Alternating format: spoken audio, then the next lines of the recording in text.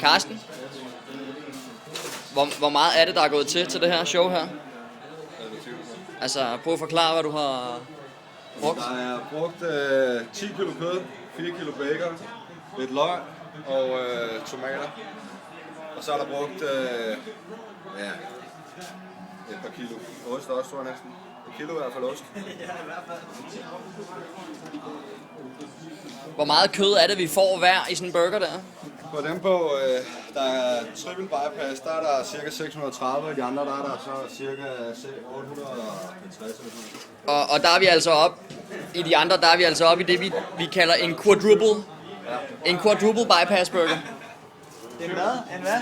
Kalder vi det? En quadruple. Quadruple bypass burger. Altså, sådan en triple, er der så 3 bøffer i, eller hvad? Ja. Det er helt ekstremt.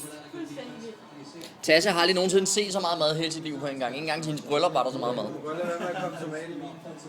kan jeg desværre ikke. Så må du gerne komme tomat i min.